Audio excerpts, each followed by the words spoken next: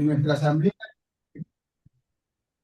Michael Moore es religioso franciscano, licenciado en filosofía por la Universidad de El Salvador y doctor en teología por la Pontificia Universidad Gregoriana, con especialización en teología fundamental. Actualmente es profesor titular en la Facultad de Teología de la Universidad Católica de Córdoba, profesor invitado en la Universidad Centroamericana José Simeón Cañas, El Salvador, y en la Facultad de Teología de la Universidad Católica de Bolivia, Cochabamba. Es además asesor teológico.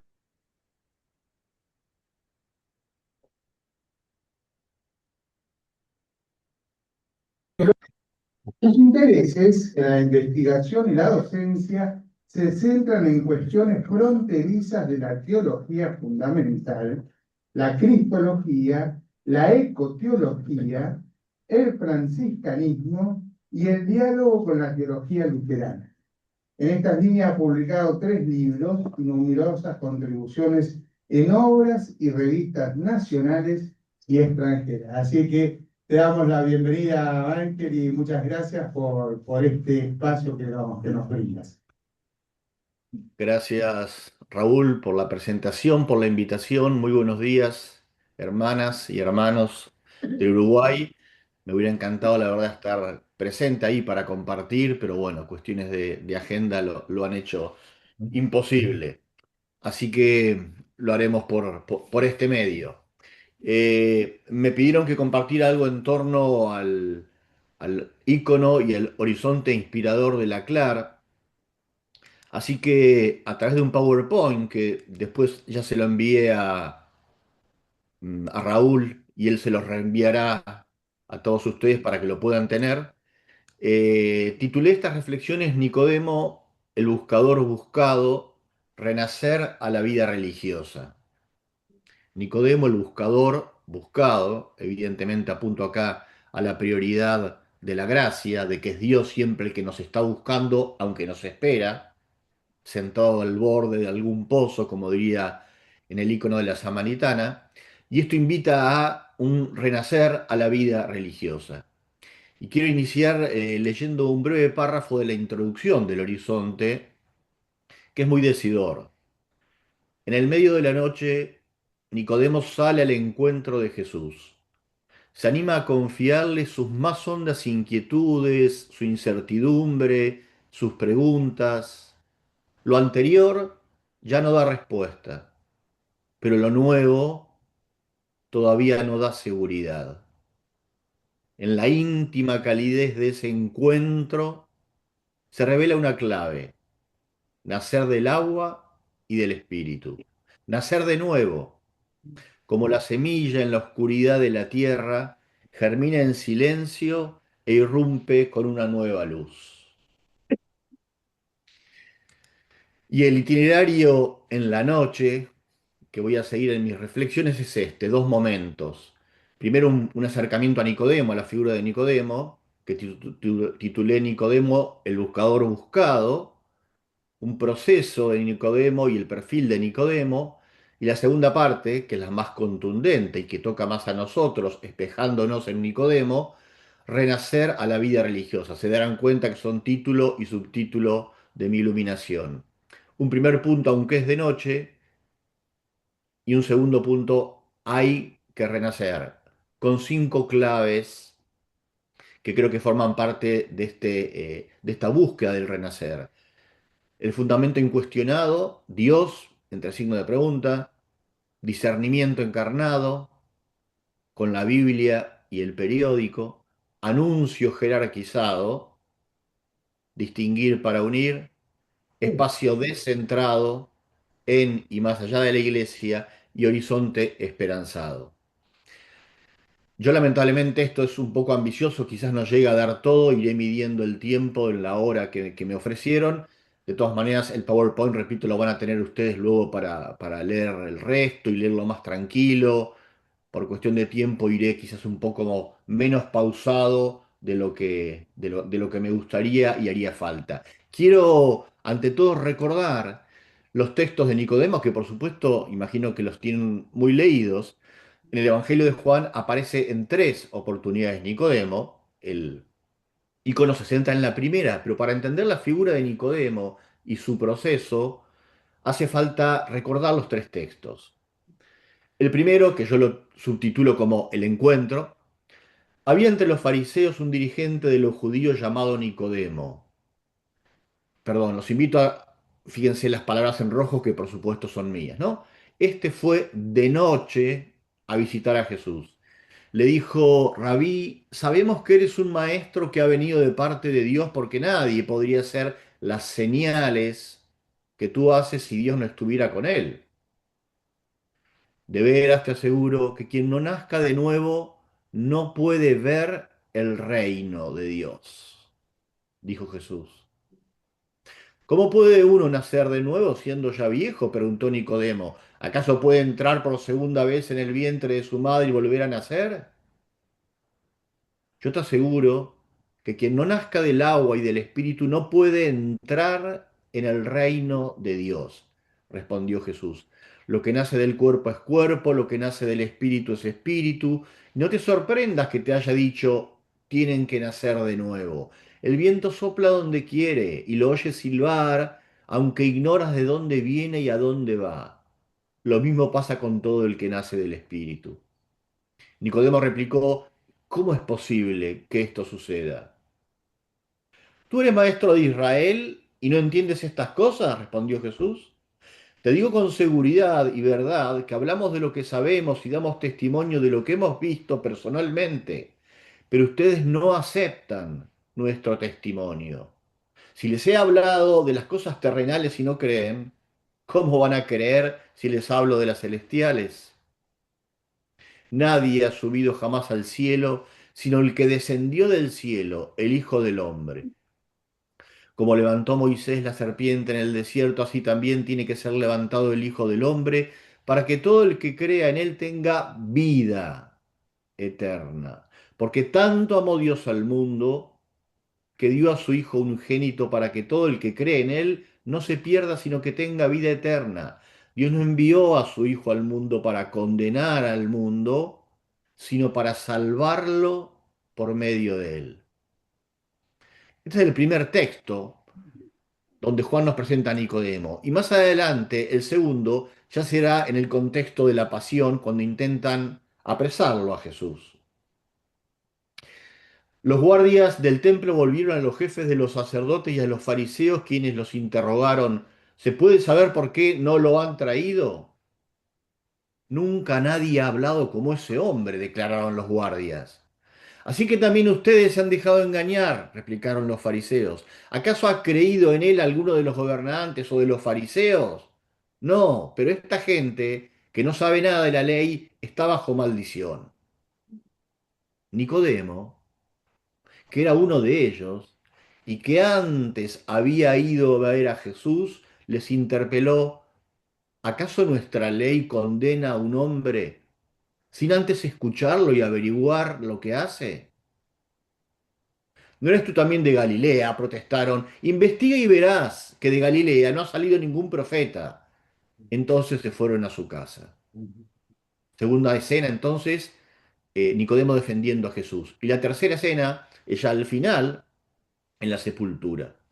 Después de esto, José de Arimatea le pidió a Pilato el cuerpo de Jesús. José era discípulo de Jesús, aunque en secreto por miedo a los judíos. Con el permiso de Pilato fue y retiró el cuerpo.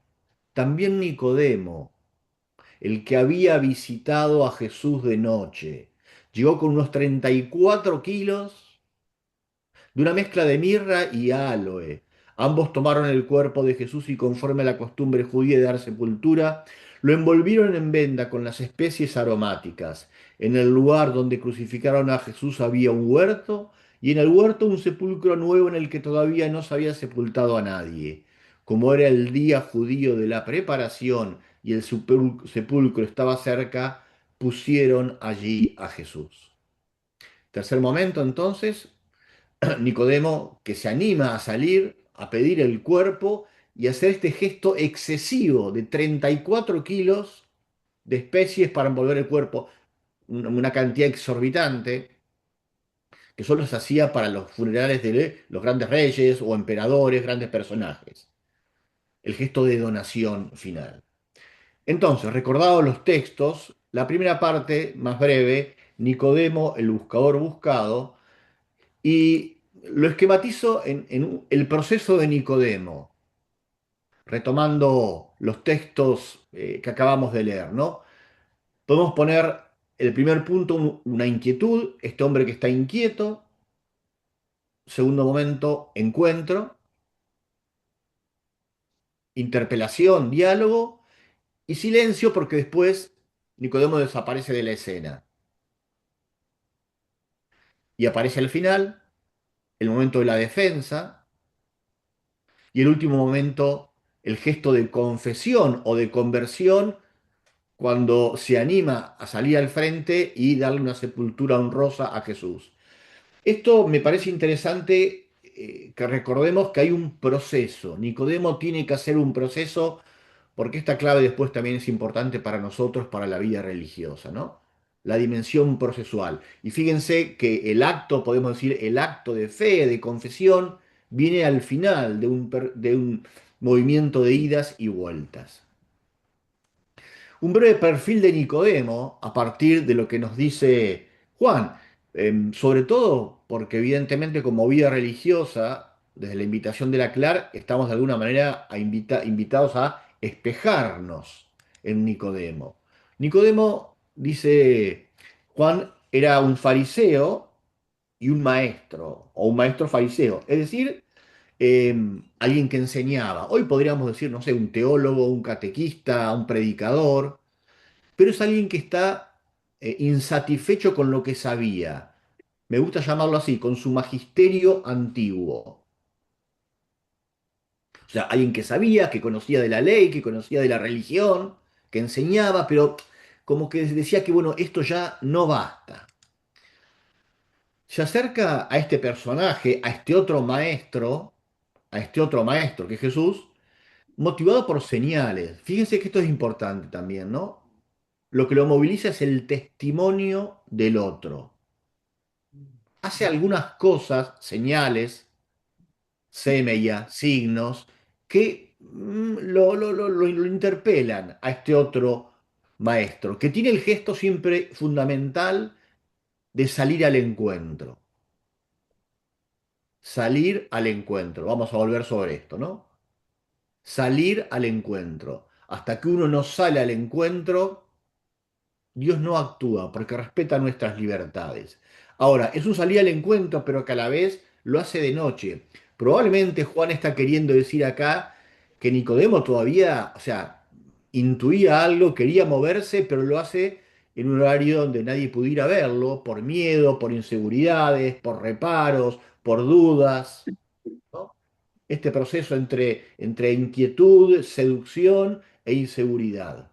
Y ahí se da un encuentro, la categoría del encuentro es muy importante, y me gusta decir a mí, el encuentro se da entre alguien que espera, Jesús, que lo espera desde siempre, y un desesperado, o un desesperanzado si quieren, entre alguien que ofrece la salvación discretamente, el Dios discreto de Christian Ducoc, alguien que ofrece discretamente la salvación y alguien que no la está encontrando en su antiguo estilo de vida, con su antiguo magisterio. Y desde ahí, cuando Nicodemo abre mínimamente la puerta, podemos decir, al resquicio de la libertad para que entre la gracia, Jesús le hace la invitación a renacer o a nacer de lo alto. ¿Para qué? Fíjense estos dos verbos y el sustantivo, para ver y entrar al reino. Vamos a recuperar esto. Lo que está en juego, lo que está en juego, subrayo, esto es importantísimo. ¿Qué es lo que está en juego? Que si no, que si no cambiamos el chip, que si no damos vuelta a las cosas, no podemos ni ver, ni discernir, ni captar, ni entrar, es decir, ni vivir en la dinámica del reino. Ni más ni menos. Hay que contar siempre con la iniciativa, por supuesto, libre del espíritu que sopla donde quiere, que va O sea, de la gracia inhabitante que siempre nos está sosteniendo en medio de nuestras noches. Después de acá se produce, digo, el stand-by de Nicodemo, porque ahí Juan abandona al personaje, ¿no? Y desaparece de la escena. Hay, digamos, un tiempo de pausa donde Nicodemo no aparece y reaparece al final de la vida de Jesús, haciendo una apología del indefenso, la llamo yo. Una apología del indefenso. Les dice, esperen, esperen, ¿cómo van a condenar a alguien sin antes escucharlo, sin hacer un juicio? Apología del indefenso, apología de los indefensos, un signo, una señal. Nicodemo se había movilizado, motivado por las señales. Vuelve a haber una pausa y en la última escena este gesto de entrega excesiva. Yo creo que hay que tomarlo muy metafóricamente, ¿no? Ustedes saben, el Evangelio de Juan es enormemente simbólico, ¿no? El llevar 34 kilos aproximadamente de especias, aceites, perfumes para ungir un cuerpo es un exceso, es una locura, es una desproporción. Y me gusta usar esta metáfora. Nicodemo se anima a perfumar la muerte o a perfumar al muerto, ¿no? Perfumar la muerte en un gesto de misericordia. Si el anterior fue un gesto de justicia, este es un gesto de misericordia.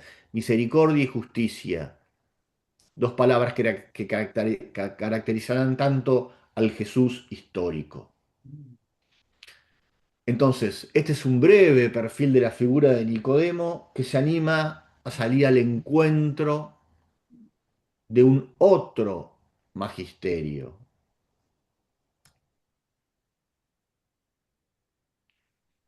Tanto me llamas tú como te busco yo. Los dos somos encuentro, haciéndome el que soy, anhelo y búsqueda, tú eres el que eres, don y abrazo.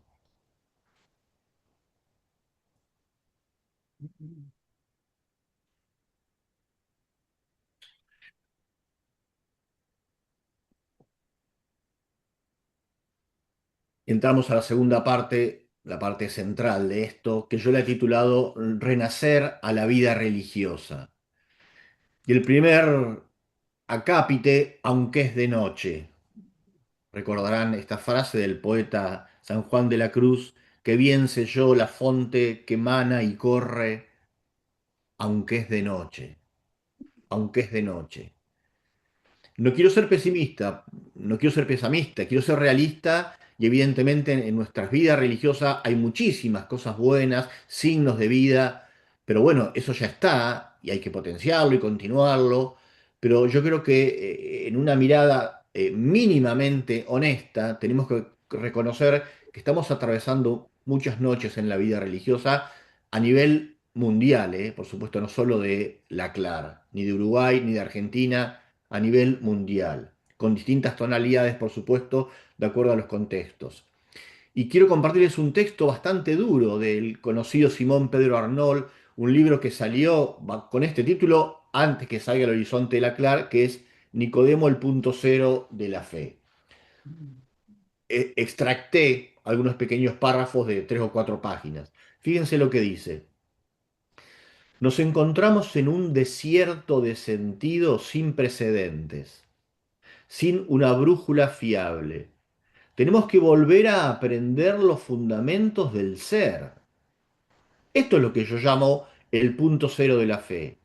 Asumir la densidad sin precedentes de la experiencia vivida en un hoy sin ninguna referencia útil. Me parece el mayor deber y desafío ético. Aguantar la espesa niebla que nos envuelve para dejar aparecer poco a poco los tenues signos y sonidos de otro universo mental y espiritual, como si fueran mensajes extraterrestres en una lengua aún desconocida.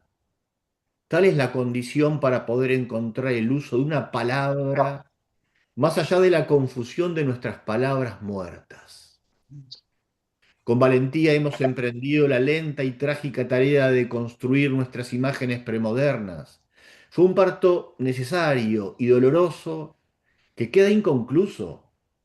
Sin embargo, en general, hemos seguido viviendo tranquilamente con todo el lío de imágenes y prácticas que contradicen esta deconstrucción. La entrada del estado de crisis en la duración indefinida parece haber agotado ya nuestros recursos y nuestras reservas de respuestas aprendidas o prefabricadas. Escuchando de la Incluso URSS de nosotros, Uruguay que están en que asamblea. los aprendimos y enseñamos, ya no creemos en ellos, ya no sirven para nada. Es como si ya no tuviéramos oxígeno o vacunas que ofrecer para dar sentido. Nuestras lámparas se apagan, no están apagadas ya desde mucho tiempo, mientras que en cualquier momento aparecerá el esposo. ¿Quién lo recibirá? Perdón, les pido que los que están de afuera apaguen el micrófono. María del Carmen, creo que ahí se escuchaba, o alguien de ahí de que esté en la asamblea. Yo no puedo silenciarlos porque dejan los micrófonos abiertos y se molesta un poco. Bien, un texto, digo, bastante duro, pero para mí realista, ¿no? Pero que habla de la necesidad de hacer un cambio total de chip, ¿no? Y que seguimos conviviendo con muchas de estas imágenes, prácticas antiguas que ya no dicen nada, bueno, y nos hacen sentir que, bueno, no sabemos a dónde estamos, a dónde vamos, y que lo que está en juego es una cuestión de sentido, ¿no? Dicho más puntualmente, yo creo que estamos transitando por una crisis religiosa, pero que tiene una doble dimensión, algo que es más coyuntural y algo que es más profundo. Lo más coyuntural, si quieren, más pasajero, es lo evidente, ¿no? Cada vez somos menos, falta de vocaciones, se van vocaciones, cansancio, agotamiento, el promedio de edad avanzada, el tema de los abusos, es decir, muchos aspectos de crisis, pero que son más bien coyunturales. Pero yo creo que también hay una crisis más de fondo, que es fundamental, que toca a la identidad y a la misión de la vida religiosa. Es decir, el repensar cuál es la especificidad de la vida religiosa. Paréntesis, la semana pasada yo estoy viviendo en Mar del Plata, algunos conocerán, fui a compartir unas charlas con las hermanas carmelitas y salió este tema al final y dialogamos qué es lo específico de la vida religiosa. Y ni siquiera no estábamos de acuerdo, ¿no? Fue muy interesante. ¿Qué es lo que nos contradistingue como vida religiosa? Yo, la vida religiosa que se distinguía a través de la teología de los votos, como me lo enseñaron hace 35 años atrás, creo que no se sostiene, ¿no? ¿Cuál es la especificidad de la vida religiosa? Algo que hacemos nosotros y no pueden hacer otros, laicos, laicos consagrados, vírgenes consagradas, identidad y misión. Y con este sabor quiero semi amargo de por ahí, de saber más los que no queremos que lo que queremos. Y esto nos genera mucha inseguridad, pero creo que nos invita a un proceso de deconstrucción y reconstrucción. Las dos fases son fundamentales. Deconstruir para reconstruir. Y en todo caso, hacer de la crisis un kairos. Hacer de la crisis un kairos. Jugando con estas palabritas griegas, ¿no? De esta situación quizás problemática, de dudas, de cosas, una oportunidad precisamente para qué? Para renacer, para renacer. Gráficamente digo, en medio de la noche nos acicatean, nos pinchan preguntas filosas que hacen sangrar la fe y paralizar la esperanza. Como por ejemplo, ¿tiene futuro la vida religiosa? ¿Este tipo de vida religiosa que estamos llevando tiene futuro? ¿Cuánto tiempo más va a vivir o a sobrevivir mi congregación con esta realidad? Tema de los abusos, ¿quedan siempre impunes los abusadores? ¿Se logra hacer justicia? ¿Siempre los carreristas la pasan mejor? ¿Los que se acomodan? ¿Las muertes son lo último? Haciéndome eco del año pasado, del Es del año jubilar de la esperanza. ¿Se puede esperar todavía? El tema de la esperanza, ¿no? Sobre el que volveremos al final. Pero bien, estas son preguntas que nos movilizan, que nos sacuden, que nos obligan, nos invitan, nos obligan a repensarnos, ¿no? En la página 39 del Horizonte leemos: el encuentro de Nicodemo con Jesús se fragua en el anochecer, por lo que el buen fariseo debió surcar las penumbras y transitar las incomodidades de los claroscuros para dar con Jesús y aquella buena nueva que le permitiría renacer. Ni escapó de la noche, ni se quedó adormentado en ella. La atravesó y humildemente, porque Nicodemo también era maestro, se abrió a una hermenéutica dialógica que le señalaría nuevos horizontes de sentido y que, como todo lo nuevo, supondría otros desafíos. Animar, animarse a habitar la noche, a ponerle nombre, a atravesarla y creer que nunca es tarde.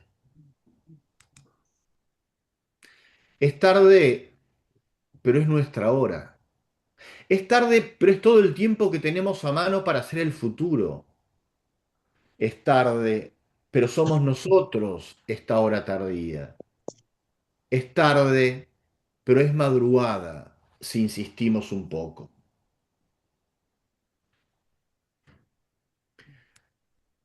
Por lo tanto, segundo punto, hay que renacer.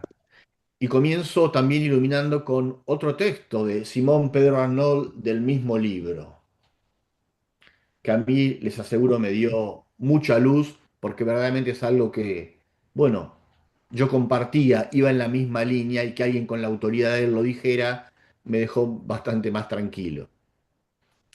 El duelo es una actitud permanente de fe. Cada mañana debemos despedirnos de la nostalgia religiosa del cielo para emprender la dura y hermosa aventura del reino, ese eterno comienzo de una lucha sin fin. Es urgente desprenderse de tantas seguridades espirituales adquiridas para correr, ligeros de equipaje, cargados solo de lo esencial, por el camino de la verdad y de la vida que es Jesús mismo. Lo que está en el centro de nuestra patología eclesial es la cuestión de la fe.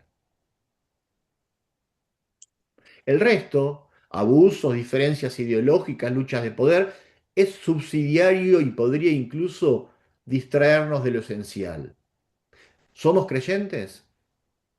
Al final, esa es la verdadera pregunta. Si es así, ¿en quién y en qué creemos?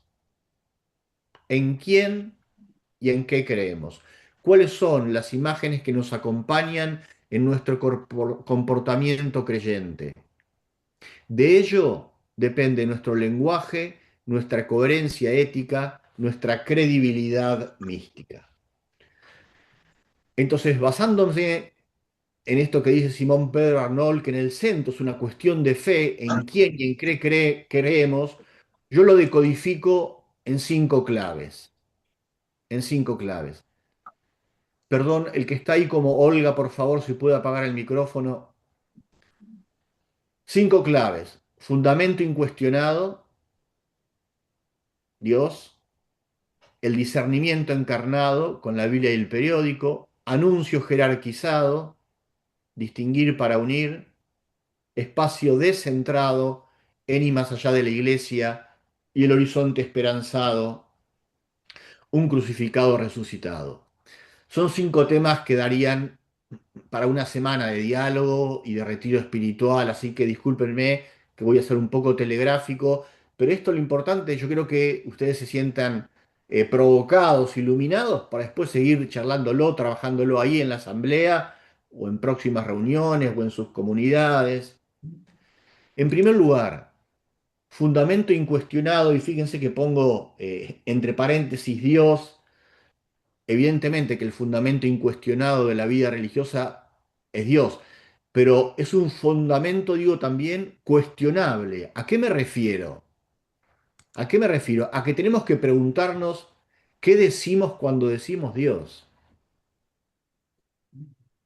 No estoy hablando de Jesús, ¿eh? De Jesús de Nazaret, que ahí podemos estar un poco más de acuerdo.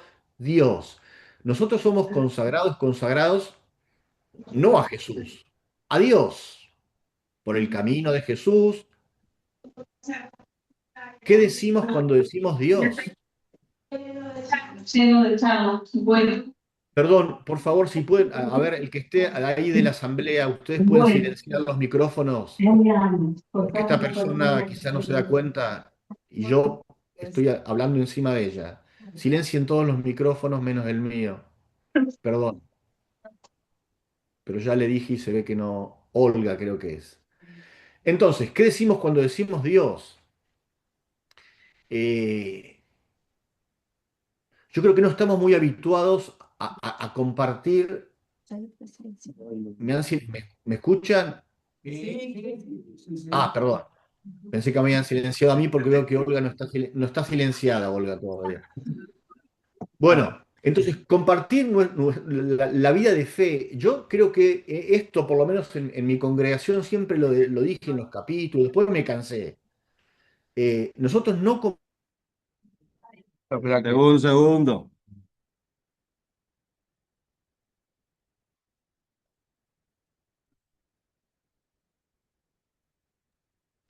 nosotros no compartimos lo más fundamental de nuestra vida, que es Dios. Repito, ¿eh? ¿Qué decimos cuando decimos Dios? ¿Quién es este Dios? Que evidentemente es un misterio, ¿no? Y todo lo que podamos decir no son sino balbuceos. Pero tenemos, yo creo que por una parte, compartir, a ver, cuál es este fundamento incuestionado de nuestra vida, de nuestra fe, y animarnos a un proceso constante de deconstrucción y reconstrucción, porque Dios seguirá siendo un misterio. Y a veces lo que ya sabemos de Dios, la teología que tenemos, y todos tenemos nuestra pequeña teología acá, aunque no tengamos un título, puedo ser de barrera. Fíjense que Nicodemo le dice, sabemos que eres un maestro. Se acerca ya sabiendo, pero bueno, ¿qué significa ser maestro para Nicodemo? ¿Cuál es el magisterio que salva? Hablar de Dios, a quien hemos consagrado nuestra vida. Y en esto, y en el misterio que es Dios, rápido para mí personalmente, lo que es un punto de partida, un postulado dogmático, entre comillas, es que Dios es amor en acto puro que se derrama gratuita e irrevocablemente sobre toda la creación.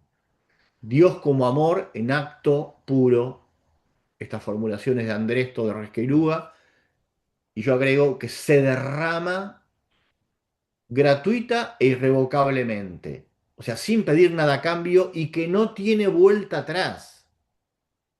Dios como el que siempre está amando. No a veces sí, a veces no. No que se esconde y a veces habla, que se calla y que se ausenta. Y por eso retomo acá lo que dice Juan al final del primer texto. Dios envió a su Hijo para salvarlo. No para salvarlo o para condenarlo, como si fueran dos realidades, dos posibilidades simétricas. Dios mandó al mundo a su Hijo para salvarlo. Punto. Si puede existir algo de esto que llamamos condenación, bueno, es otra cuestión que habrá que discutirla.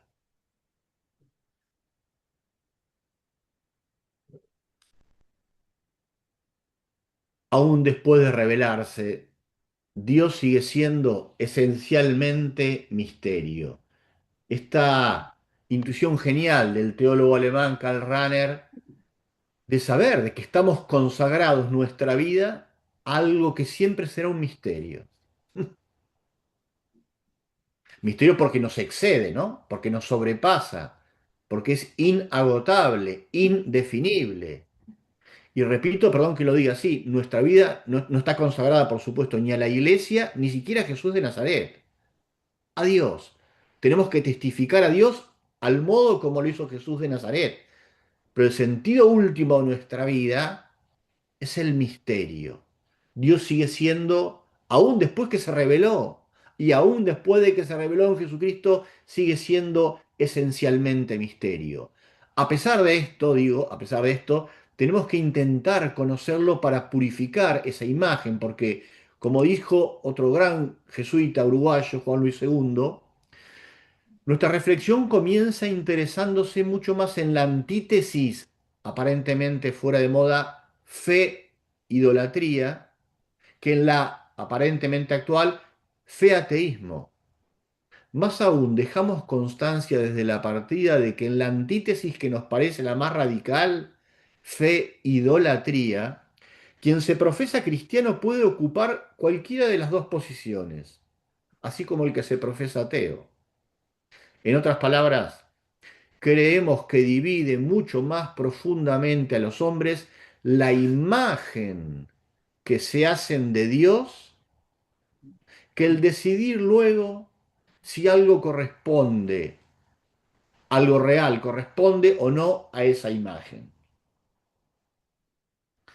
En lenguaje un poquito más complicado, como le gustaba escribir a Juan Luis II, lo que está diciendo es esto, bueno, ¿cuál es la imagen de Dios que tenemos? Que el tema, a ver, ninguno de nosotros somos ateos, todos somos creyentes, pero creyentes en quién.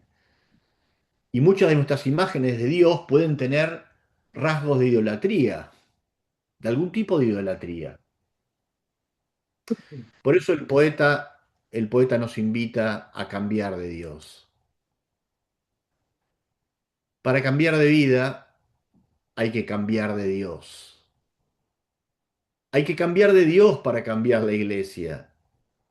Para cambiar el mundo hay que cambiar de Dios.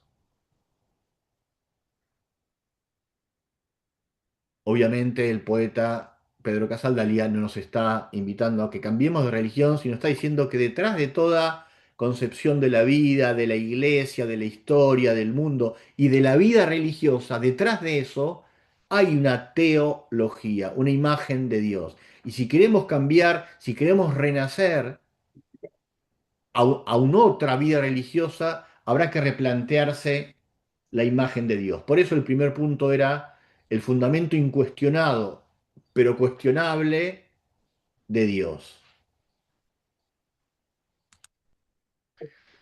Segunda clave, discernimiento encarnado con la Biblia y el periódico. Probablemente recordarán, habrán escuchado alguna vez la frase esta de Monseñor Angelelli, el obispo mártir argentino, que decía con un oído en el Evangelio y el otro en el pueblo.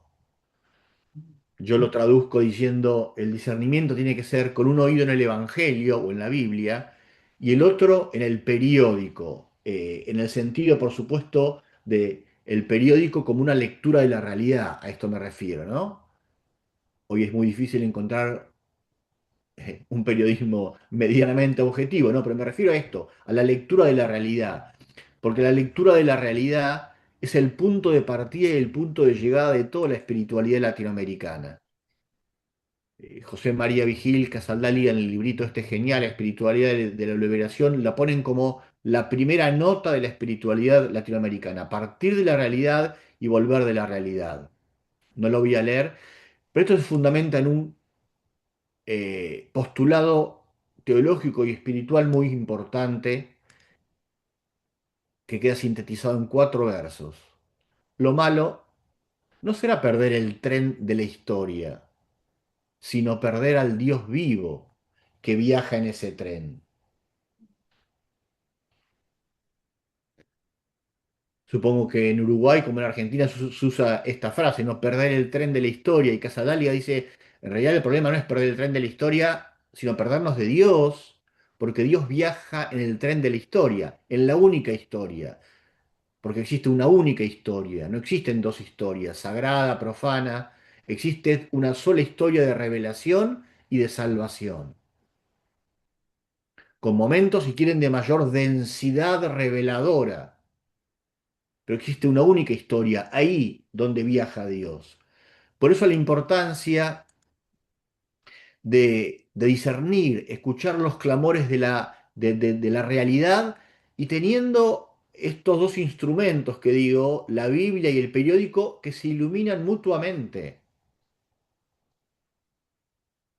Para entender la realidad no solo tengo que leer la Biblia, tengo que leer la historia, porque el punto de partida es que Dios sigue hablando hoy como ayer. A ver, yo creo que a veces,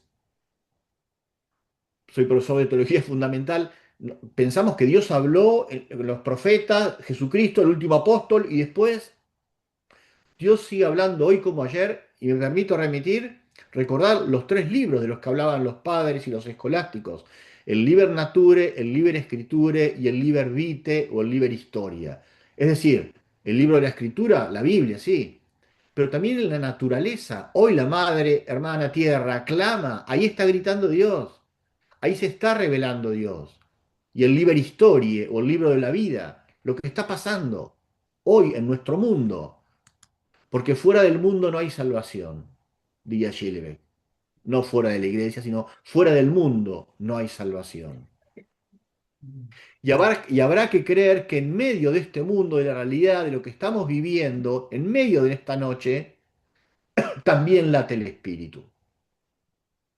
En medio de la noche también late, también susurra, también silba el Espíritu. Y con la convicción de que no va a pasar nada que nosotros no querramos que pase.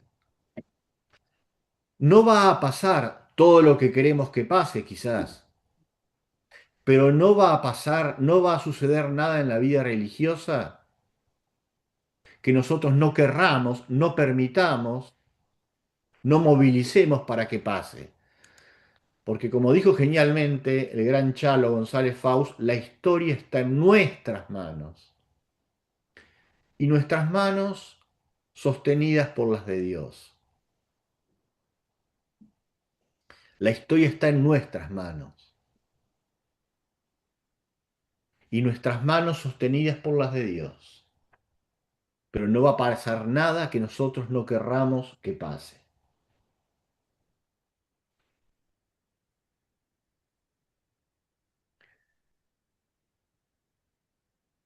Tercera clave: anuncio jerarquizado, distinguir para unir. Me encanta esta frase de Jacques Maritain, el subtítulo de su libro Los grados del saber. Distinguir para unir. Anuncio jerarquizado para renacer a otra vida religiosa. Yo creo que, a ver, siempre, pero sobre todo en momentos de crisis, tenemos que preguntarnos qué es lo innegociable de la fe. El texto este de Unitatis Redintegratio 11, que cito ahí, habla de la jerarquía de las verdades, ¿no? En el cristianismo y en la vida religiosa y probablemente en nuestras espiritualidades y carismas podemos decir, todo es verdadero, pero no todo es igualmente importante. Todo puede ser verdadero, todo puede ser revelado, pero no todo es igualmente importante. Entonces, en momentos sobre todo de crisis, volver a preguntarse qué es lo innegociable de mi fe, de mi vida religiosa. En medio de esta noche, ¿cuál es mi gran preocupación querigmática? Y si buscamos una respuesta en el texto de Juan, en el diálogo con Nicodemo, lo que yo subrayé, es el tema del reino. Cuando Jesús dialoga con Juan y dice, mirá, si no dejas tu magisterio, si no cambias el chip, si no te animás a deconstruir para reconstruir, no vas a ver y entrar al reino. Y el reino, ustedes saben, es la clave hermenéutica para entender la vida, la muerte y la resurrección de Jesús de Nazaret. Jesús fue reinocéntrico. No cabe ninguna duda de esto. Jesús fue reinocéntrico y se entiende desde este doble polo referencial. El Dios, Abba, pero es el Dios del reino, no el Dios en abstracto. Y el reino, que es el reino de Dios. Esto es lo que está en juego. Entonces, en estos momentos de crisis, volver a preguntarnos en el anuncio jerarquizado, ¿es nuestra ortodoxia y nuestra praxis verdaderamente reinocéntrica? Y asumir la praxis reinocéntrica es el anuncio y la denuncia. El anuncio y la denuncia. Nicodemo, evidentemente, después de su proceso de conversión, se animará a anunciar ese nuevo magisterio, pero también será capaz de denunciar a los que querían acusar a Jesús injustamente, prematuramente, y ponerse de lado de estos excluidos, como fue Jesús de Nazaret.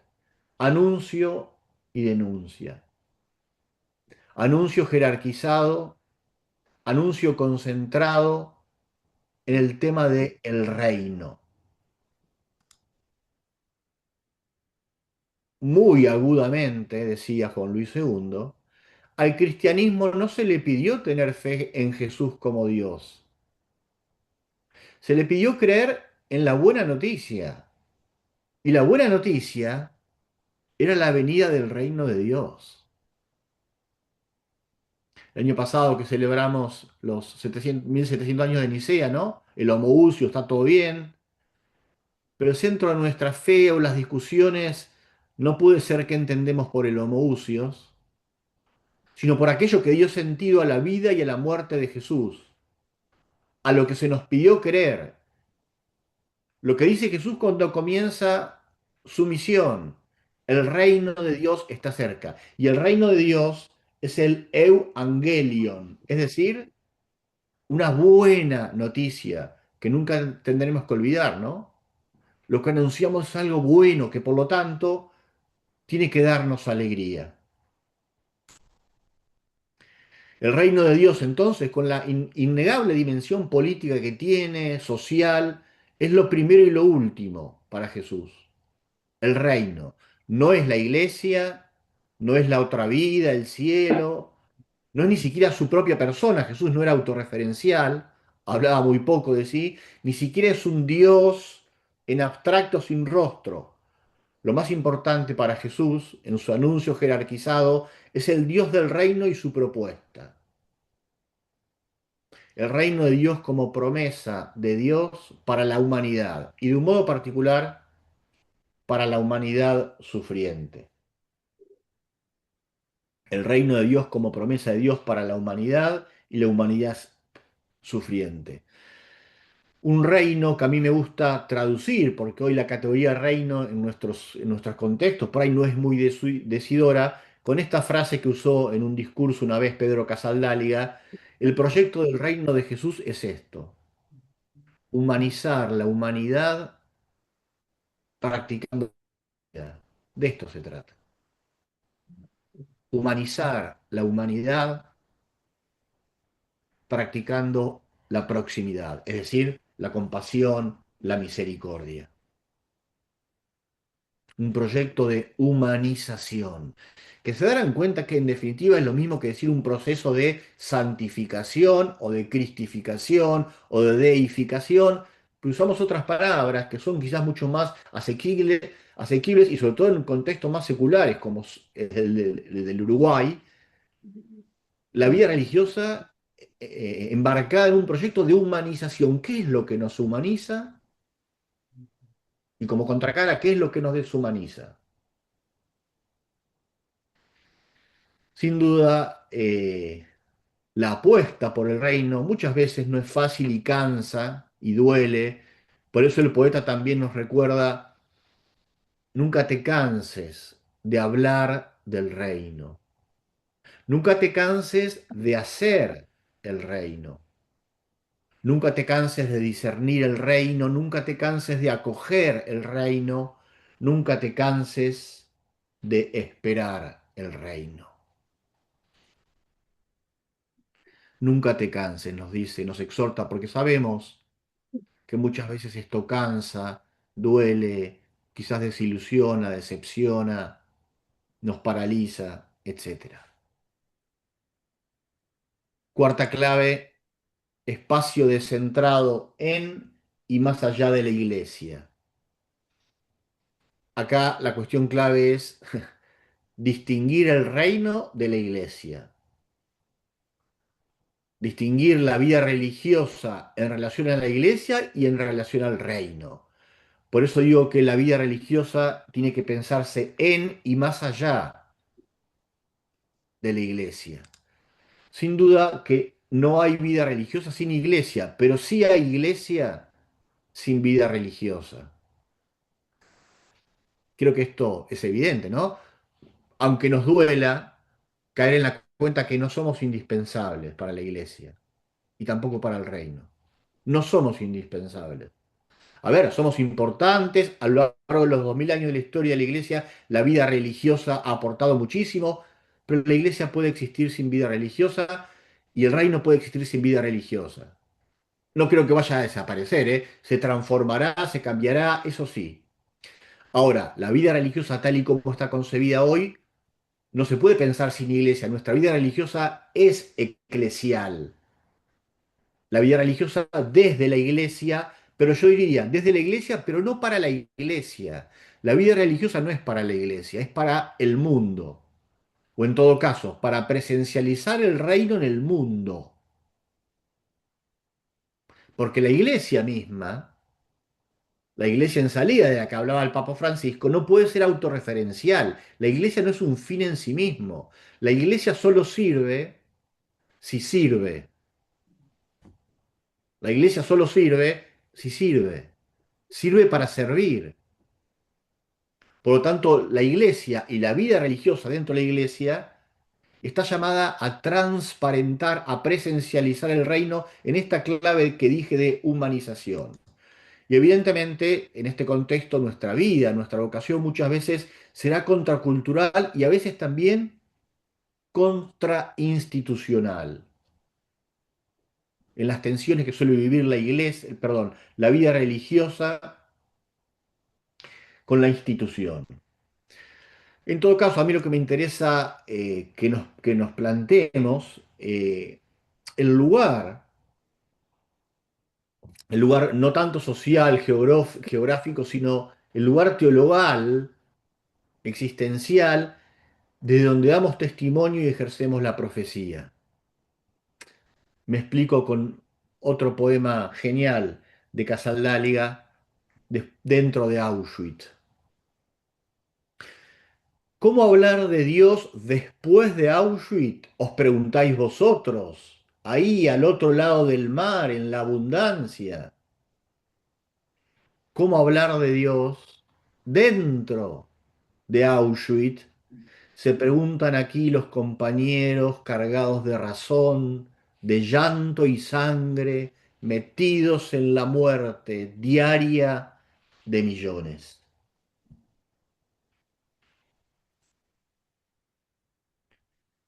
¿Desde dónde vivimos nuestra vida religiosa? ¿Desde dónde denunciamos? ¿Después de Auschwitz, como decían los teólogos europeos, o dentro de Auschwitz? Denunciando todo lo que hay de antirreino dentro de la iglesia. Porque como decía John Sobrino, hay mucho reino afuera de la iglesia y hay mucho antirreino adentro de la iglesia.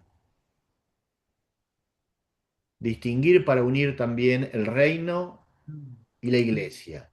En todo caso, como recuerda Casaldáliga, para nosotros el criterio último no es la iglesia, sino el reino. Nosotros no seguimos a un obispo, sino a Jesús. Sería herejía decir lo contrario. El último criterio es el reino. Seguimos a Jesús y no al obispo ni al papa, aunque ellos tengan una misión insustituible. La institución de la iglesia, como cualquier otra institución, solo sirve en la medida que sirve a su fin, en nuestro caso al reino. Por eso nuestro amor a la iglesia es un amor por el reino, que por eso nos lleva a quererla ver más y más convertida a Él. El amor maduro a la iglesia deberá ser siempre un amor crítico, sobre todo cuando en la iglesia predominen otros intereses que los del reino. En todo caso, porque el reino une, la iglesia divide cuando no coincide con el reino.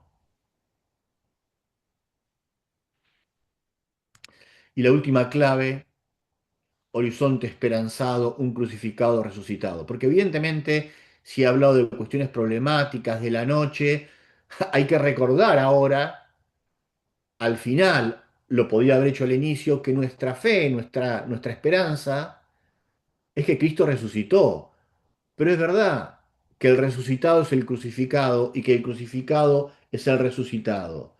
Toda la vida, en definitiva, el hacerse humano es aprender a vivir entre dos extremos, con esperanza frente a la amenaza y sin exigencia frente a la promesa.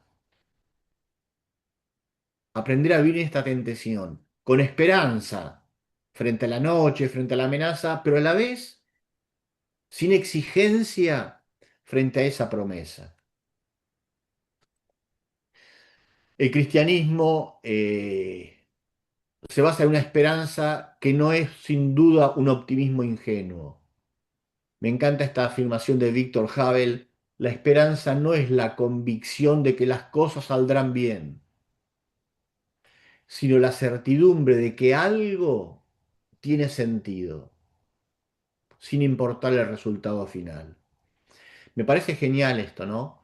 Porque, digo, tenemos que preguntarnos, ¿estamos convencidos que la vida religiosa tiene sentido? Más allá de lo que pase.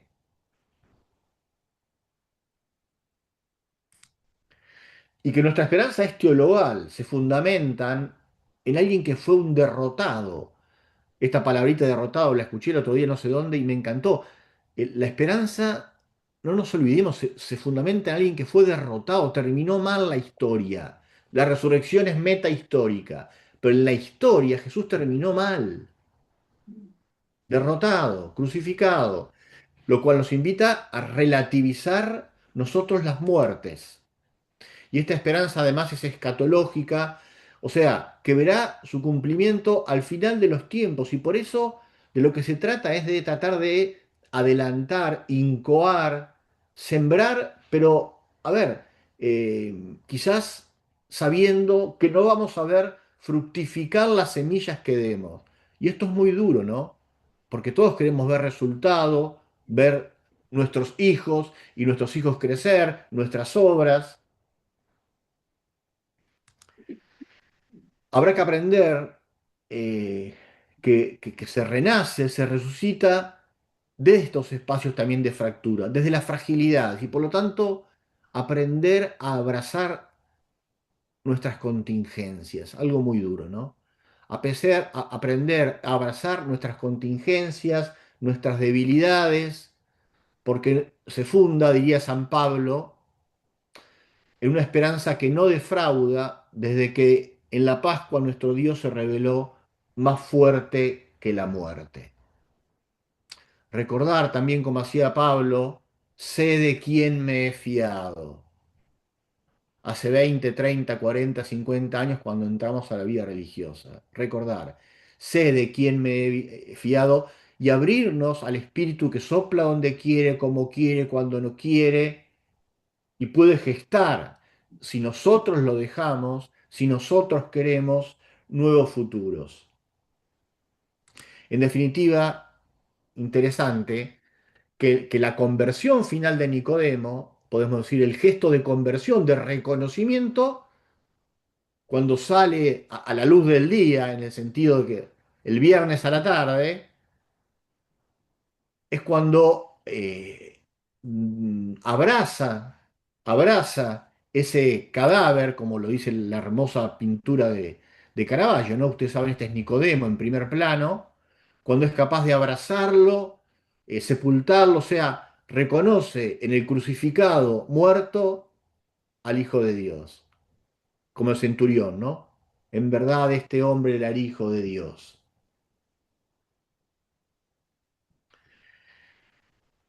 Voy terminando, dejo estas cosas.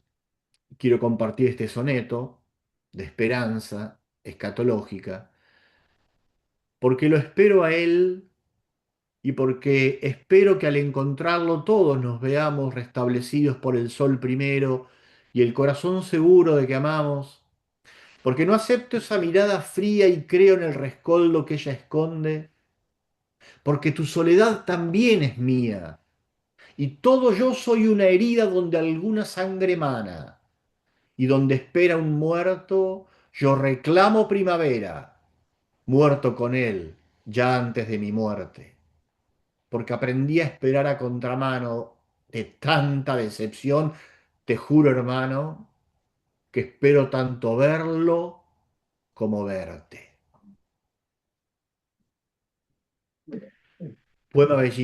Poema bellísimo, donde el poeta al final del camino eh, espera reencontrarse no solo con Dios, no solo verlo a Él, sino reencontrarse sobre todo con los que cayeron en el camino antes de tiempo. Pero el fundamento de esta esperanza de reencontrarse con los que cayeron, con los que murieron antes de tiempo para el poeta, es la capacidad que tuvo antes él de con morir con esos hermanos y hermanas. Todo yo soy una herida donde alguna sangre mana y donde espero un muerto, yo reclamo primavera, muerto con él ya antes de mi muerte. Y una esperanza que se forja, diría el poeta, a contramano de tanta decepción. Y aquí cada uno de nosotros, de nosotras, podrá hacer una lista de las propias decepciones, desilusiones, en y más allá de las cuales sigue esperando. Primero, las desilusiones y decepciones que nos damos nosotros mismos cuando nos miramos al espejo. Las decepciones que nos dio la congregación, la vida religiosa, la política, amigos, la familia, en fin. Aprender a esperar a contramano de tantas decepciones. Voy terminando con un par de afirmaciones más. Nicodemo es el consuelo para aquellos cuya conversión no es instantánea, sino un camino de maduración progresivo. Demuestra que nacer del espíritu es un proceso donde el ser humano va perdiendo el miedo a perder sus privilegios, la carne, para dejarse guiar libremente por la luz de la cruz. El Nicodemo que comenzó con dudas en la oscuridad de la noche, termina tocando las llagas de Jesús cuando bajan el cuerpo a plena luz del día. La invitación entonces es animarse a renacer, pero recordando también, volviendo a pasar por el corazón que nuestra fe se centra en un crucificado resucitado, inseparablemente. Escándalo para los judíos, locura para los griegos y para algunos, para nosotros, para la vida religiosa, ni escándalo ni locura, seducción, seducción. Y que nuestro seguimiento como vida religiosa es del Dios que se revela en Jesús, que es un Dios entregado, puesto en nuestras manos y que quiere relacionarse siempre con nosotros, no a través de la prepotencia, de la obligación, del miedo, sino a través del poder impotente del amor que ofrece y no reclama. Y un Dios que sigue sufriendo y nos sigue esperando en las llagas de tantos hermanos y hermanos ninguneados, invisibilizados, los nuevos rostros de la pobreza, como decía el Papa Francisco y repetía León XIV, los nuevos rostros de la pobreza que tenemos que saber descubrir, nombrar y acompañar, porque en definitiva, y termino con este soneto de Casaldáliga, eh, nos harán una sola pregunta al final del camino, que será la que revalide o no si valió la pena renacer a otra vida religiosa. Y la pregunta religiosa, la pregunta que nos hará al final del camino es, ¿qué hiciste con tu hermano? Sobre todo con tu hermano fracturado. Por eso el poeta insolentemente escribe este soneto, que tiene yo creo una dimensión como escatológica. Hay que imaginarlo al poeta al final de su camino, hablándole a Dios y le dice esto. Por causa de tu causa me destrozo como un navío viejo de aventura, pero arbolando ya el joven gozo de quien corona fiel la singladura. Fiel, fiel, es un decir. El tiempo dura y el puerto todavía es un esbozo entre las brumas de esta edad oscura que anega el mar en sangre y en sollozo.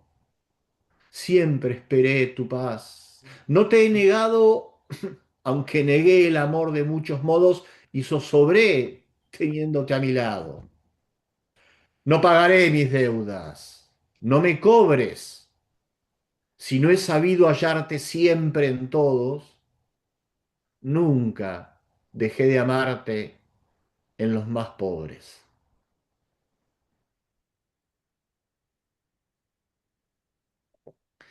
El poeta al final del camino,